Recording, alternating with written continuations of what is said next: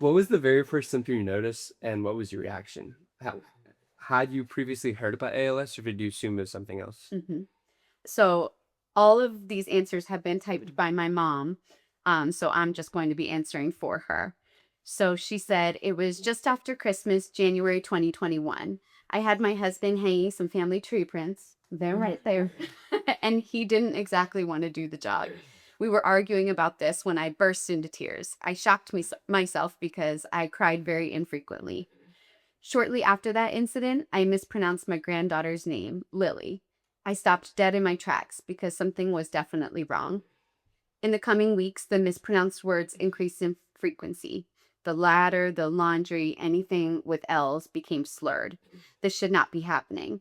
My tongue felt lazy as if I could not lift it. Next came difficulty with the mechanics of chewing food and also choking on liquids. I knew that something was seriously wrong. My yearly checkup was coming up, so I would share my concerns with my doctor.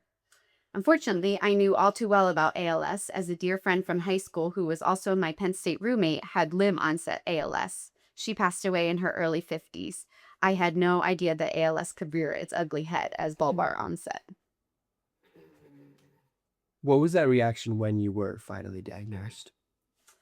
So I was diagnosed in May of 2021, just 6 months after my first symptoms, and that is record time.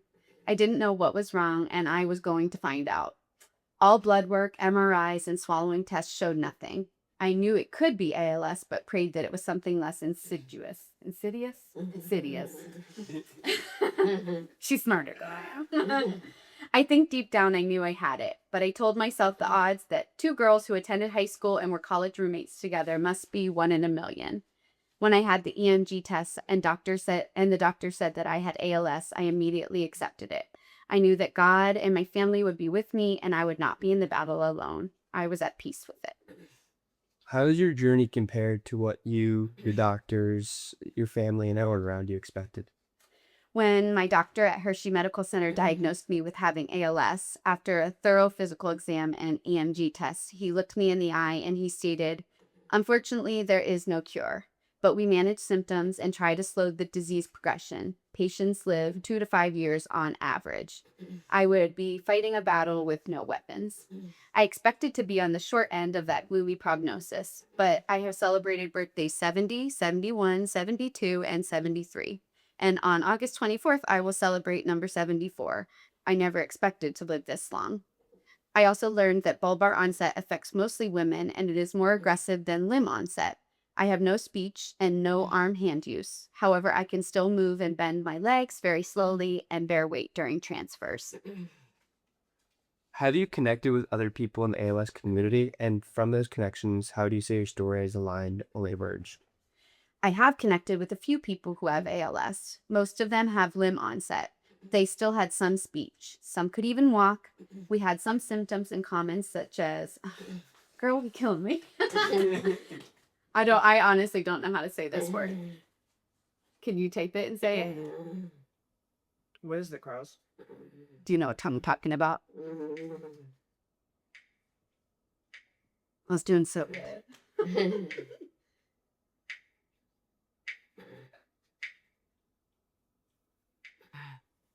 Fasticulations. Fasticulation. Okay.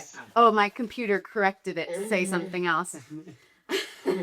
And weakness, but I'm going to go back. We had some symptoms in common, such as fasticulations and weakness, but I have learned that no two cases follow the same progression. It attacks everyone differently. Some pass within 4 to 6 months since diagnosis, while others can and have been living with it for 10 to 15 years. What misconceptions about ALS would you like to correct? You didn't answer this one. Do you want to say anything now? She didn't answer the next one either. And she skipped all of three. Okay, that's fine. Can you walk me through a typical morning now? What's changed and what still feels familiar? So she said, I normally wake up in my recliner around 7 to 8 a.m. I haven't slept in a bed for years. And actually, if I can add, the fact that you sleep through the night now is new. And because for a long time, she did not have like restful or peaceful sleep at nighttime. And that was really challenging. So waking up around 7 or 8 is is a change and new. Someone feeds me breakfast, usually cream of wheat. I can swallow things of this consistency. I'm not good at chewing. Someone takes me to the bathroom. I check emails and message family and friends via an app on my communicator called Telegram. I might watch TV or doze off. My caregiver arrives. She massages my hands and does range of motion exercises. She gives me my meds in the feeding tube. She might prepare a meal.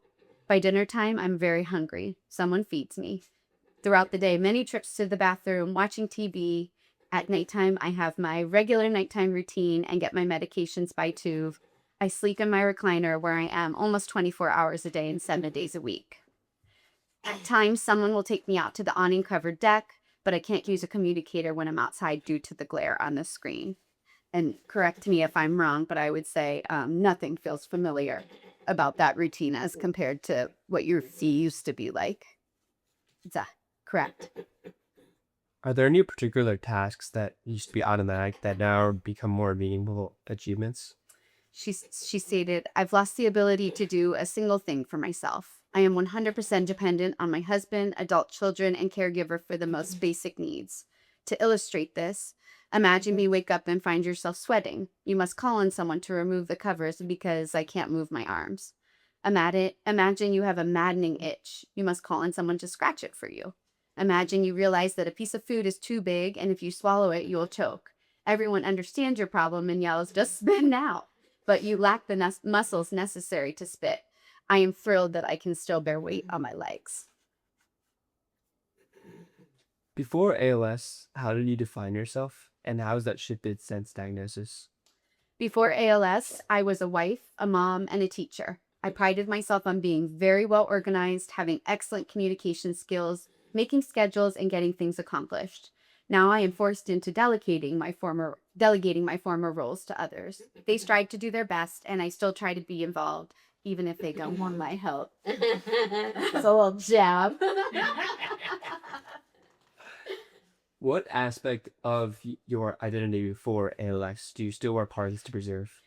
I still do the following, and I do all of this through my communicator. I order all groceries by using Walmart Plus, which now includes delivery. Go Walmart Plus. I order all family gifts for holidays, birthdays. I remind my husband of upcoming appointments and family events. I communicate with family and friends, and she most definitely works hard to preserve her organization skills.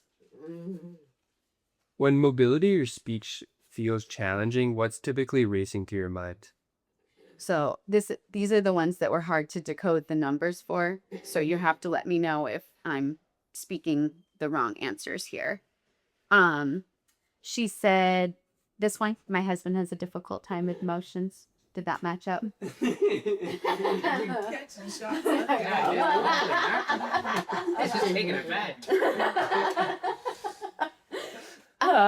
So she said, my husband, I'm going to add can have a difficult time with emotions.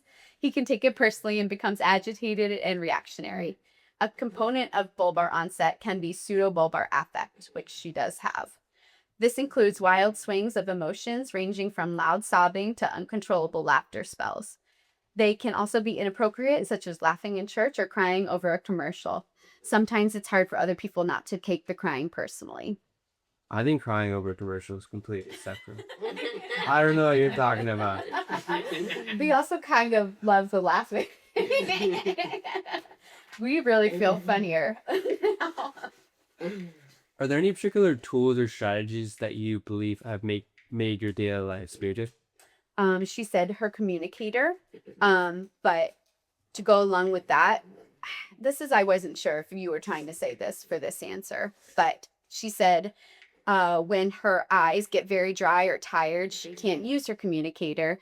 And because it's technology, sometimes the communicator gets wonky and it can't calibrate and it's not working correctly, which makes things more frustrating. So when the communicator isn't working correctly, she resorts to a laminated chart that's just like a keyboard, which her daughter graciously made. That's me. So she spells words by pointing to letters with her big toe, and somebody holds the chart. This can be very tedious for caregivers and me. She used this method also when she's in the bathroom away from her communicator. Yeah, this is it. She also has a shower buddy system that allows a caregiver to slide her directly into the shower in a seated position. We puree all her food in a Ninja Bullet or use an immersion blender so that she can still consume food. How have your relationships with your family and friends evolved since diagnosis? So your children, your spouse, anything else beyond that? This one's a short answer. She said, total role reversal. I feel like I'm the child and they are the parents. And that's when we tell you you're being naughty.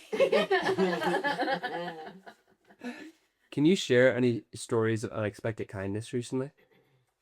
She said, my family works tirelessly to provide me with the best possible care. They divide the jobs and conquer.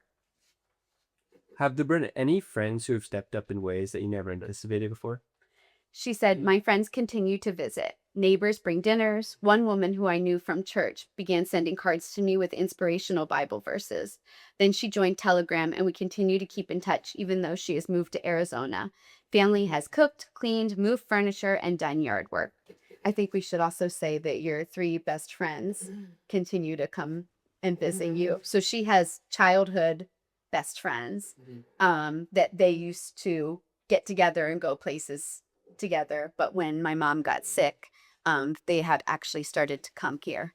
And so they come for a week and they cook and clean and lax, and they're awesome when they come. They're great. Have you experienced any ALS support groups sorry, let me repeat that. Have you experienced any ALS support groups either in person or online? So you did not answer this one. You did it in the ALS chapter. So she skipped this one. Okay. We have had access to those things. Yay. Like we have definitely and you also have Dr. Alaire, that's been really helpful. Yeah, but she skipped and answered in the next one. Okay. How is your local ALS United chapter, in this case, ALS United Mid-Atlantic, Yeah. helped you amongst this journey? The ALS community has been most helpful. They provided me with many pieces of equipment, such as a hospital bed, Hoyer lift, and grants. Special shout out to the Pittsburgh ALS chapter, Gleason Foundation, and Bridging Voice, all who have helped her. And a big shout out to Brittany McCall from the ALS Association. If I could add, I personally have actually been in contact with them a lot, and they are so helpful. Brittany will let me know when grant money's running out. Recently, we needed a different kind of wheelchair, and it showed up. Like we were talking about getting a wheelchair with more head support. It was here. We talked about a different kind of lift, and she was on the hunt for that. So they've been incredibly helpful. How have you used other local resources, such as clinics, nurses, or anything beyond that? The ALS staff at Hershey Medical Center have been wonderful. Doctors, nurses, and researchers included. The clinic includes a multidisciplinary team that quickly helps me if I have any questions or needs. And your nurse, Erin King, has been Erin King joined Telegram just so that she could communicate with my mom, which was a huge step because up until then, one of us had to communicate with a nurse. Which just isn't as authentic as you being able to talk to your nurse yourself. So she kind of did some troubleshooting getting on there, and now they communicate. So I actually haven't heard from her recently because my mom is able to directly communicate with her nurse, which has been really big for you.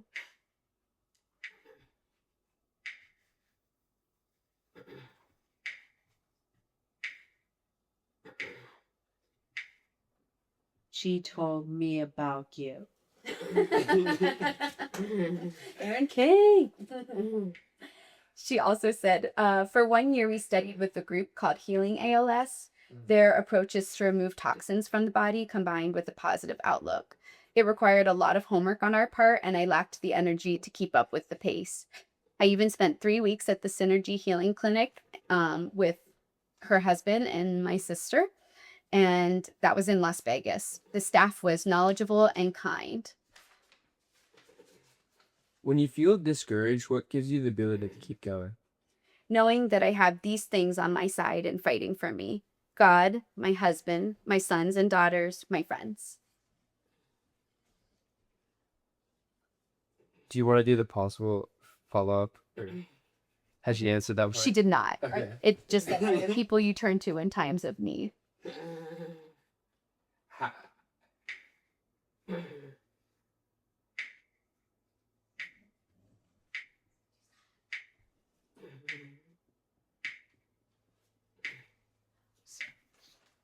You guys. The family. Yeah. You're lucky we have a big family. I shouldn't say lucky. We have a big family. How has sharing your story influenced local or broader ALS advocacy? She skipped. Have you done anything with ALS United or other ALS associations to help make a difference? So every year, my daughter, this is speaking from her point of view, every year my daughter and my son-in-law have run in the Chicago Marathon representing Team ALS. They have raised thousands of dollars through sponsors and donations for ALS research. So that's that one over there. Marathon every year? Yeah, this will be my fourth. It's pretty impressive. Yeah. Thanks, Dean. Can I you, posted on my Facebook page. She got it upstairs. So thank you. can you recall a moment recently that surprised you with joy or laughter? She says, I laugh hysterically almost every day. My kids and 7 grandkids keep me entertained. I was always a good audience and had a very hearty laugh before ALS. So now when I factor in pseudobulbar affect, my laughing episodes can go on for hours. Whenever I think of what made me laugh, I start in again. Much to my husband's delight, sometimes it happens in the middle of the night. My son has names for me like Rigor Mortis, Cauldron, and Ham Daniels. My daughter calls me Miss Piddles and Princess Gums. This sends me into an hour-long laughing fit. So she's also a very, what do I want to say? She's in on the jokes a lot. Are there any goals, big or small, that you're still pursuing today? Did I leave a piece over there? Mine is just stapled. I don't have to take. Oh, think unless here. What's this? There's a Gmail here. Oh, no, here we go. I've got them. She skipped this one. Do Okay. you want to say anything about that? No. No rules. Sorry. What's one piece of advice you would offer to someone newly diagnosed? My advice to anyone newly diagnosed. Do you want to say something before I? Keep it over here.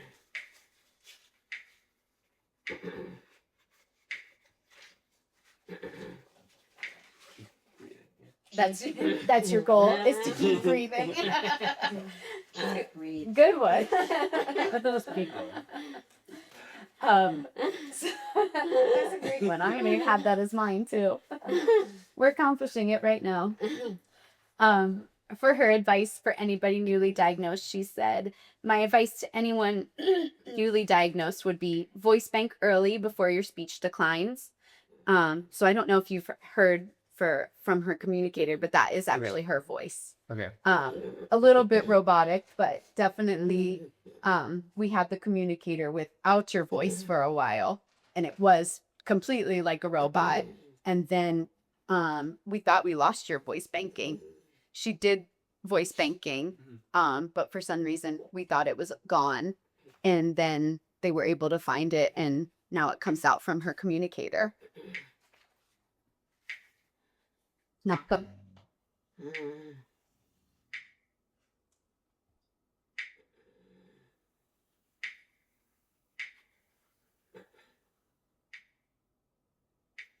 He needs a shot too. Bridging play.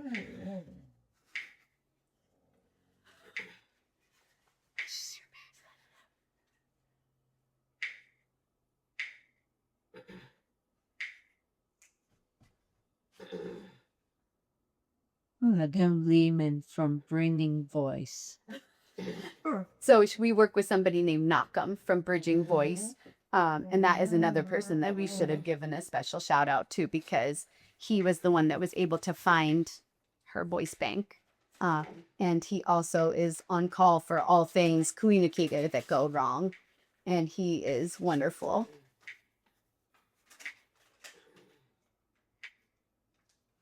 He is so amazing.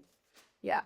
So he does a lot of remote things where we'll get on the phone with him and then he can tap into her communicator and reboot it and work on it. And he's also just very friendly. He looks like guy from Fiddler on the Roof.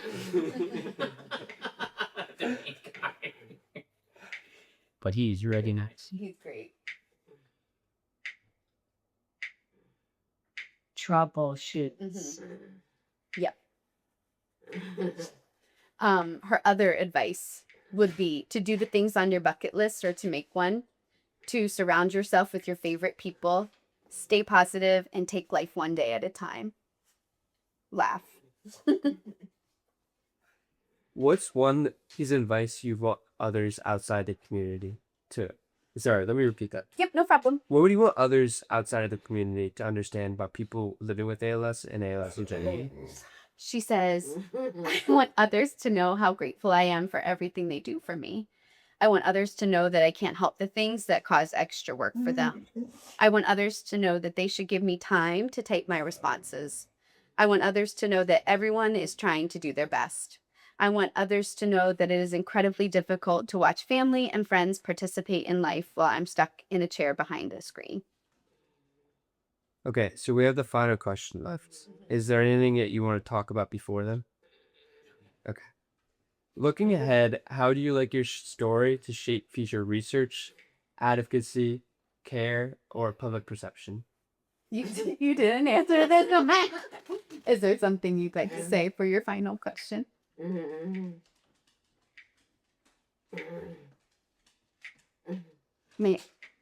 Is it okay for me to answer something? Can I answer something that you say? I would say and I'm sure you can relate to this as well. Finding resources isn't hard, but finding things like the day-to-day life, you almost just wish there was a manual of like, can your hands start using this adaptive tool. It's just like there's constant problem solving because everything is always changing. And so it feels like every few months we have this feeling of, oh no, what we were doing isn't working anymore. And so I feel like that it just goes with the disease because the disease is always changing. But it would be so nice to have more resources. Like I wish there was an ALS page that just has all kinds of adaptive materials that you could use. And that always felt like we were really trying to find cups, utensils, things that worked. And I would love if there was more research in the adaptive, like the newest lift that we have, we found totally by accident because somebody hosted it on a Facebook group and they were selling theirs. And my brother sent me something from that group and I just happened to see that one on there. It's from New Zealand. And so it's here. It took a long time to get here, but it was this whole lift that works so much better for her case that we had to kind of find all on our own, and nothing like that in America even exists. So they're just one of the problems we run into a lot with my mom is she's short, and so things are often made for grown-ups of an average size. And honestly, sometimes we look into the children's, like we have to look into the children's, and there's nothing for somebody of it, like that has ALS that's a shorter person. So that has been something that we have run into a lot of issues with. Did you want to? Oh. My new Yeah, so her new hand carrots, we bought them.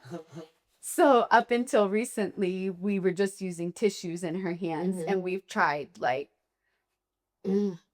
I was also a teacher, so I'm like I like to problem solve as well. So we've had like things that we order from Amazon, like almost like bean bags, balls, all different things. And then we have a caregiver that's coming now, and she recommended these, and they've been like we had no idea they existed.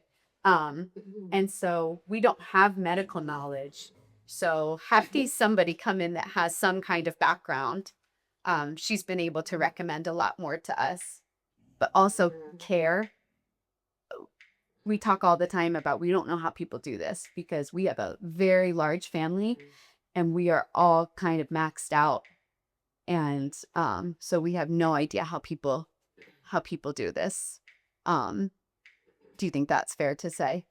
Because we've pooled resources from Penn State. Like we've had nursing students come. We send messages out to the biobehavioral health school trying to find people to come. There is a total lack of home health care aides in our region. So we work with a company that actually my sister is employed by, and she's my mom's caregiver twice a week and gets paid through this company. But we said, oh, we're losing her because she's moving and they don't have anybody else. So that just like, I wish we could just snap our fingers and be like, oh, when you get ALS, then you also get this care, because how else are you supposed to get through? But that does not exist. Have you guys worked with the Penn State ALS Center? Or and do they have one? No, she's worked primarily with Hershey. She was transporting to Hershey for a long time. Okay. But then that became impossible. So everything is telehealth now. But yeah, even when you contact people, it's kind of like we don't know what to tell you. Like the ALS Association sends a list of agencies we can work with, but I wish that there was just something. Like I wish that she was also on hospice for a while, but hospice kicked her off because she was doing too good. So we had a hospice nurse, but she got reevaluated after 6 months and they said that she didn't need their care anymore. So that was also a time where we just like lost support. Which is great because we didn't want her to be on hospice, but that was a level of support that we got that then we lost. So yeah, it's New Zealand has their act together. They make my lift and my shower buddy system. Yeah, so both of those pieces of equipment have come from New Zealand. Yeah, but they weren't available in the US. There's no more questions left. If you want to say anything else, you're more than welcome to do that. Do you have anything else you want to say?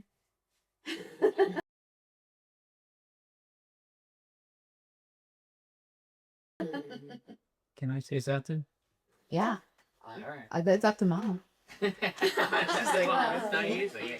That friggin' disc song. No. No, you're sorry. No, you ain't allowed to. All right. There are other facilities available, like what she's talking about. You should get a picture of the lift and the shower buddy. I mean, that's extremely useful to us because we can put her in the chair and slide her to the shower. And now that I broke my leg, I use a shower buddy, so I can get in the shower. But anyway, and that's one thing. The other thing is an organization called Healing ALS, and that is a whole list of people who actually recover from ALS. It's not totally fail, and I don't like people to. I mean, it still gives you hope that some people do recover, and it's pretty much by curing your brain. I don't think it's for everybody because ALS has so many different manifestations and forms, but there is a whole organization of people who have recovered from it, and I still believe. I don't know that she does. She believes it less all the time. It's still possible that she could, get some level of function back and recover. But just to know that that's out there, that healingals.org is very helpful. And she implied before, and we did it for a year. We actually took their course, but it was too intense for her. But I still keep in not close contact with him, but contact with him every once in a while. And I still believe that it'd be awesome if someday she would walk down to Hershey ALS, walk in the building. Fair enough. Yep. John, it it is possible. I am in this body. Yeah, I know. I knew you didn't want me to say that. Yeah, but there's still hope. That's all. Fair enough. How big is your family?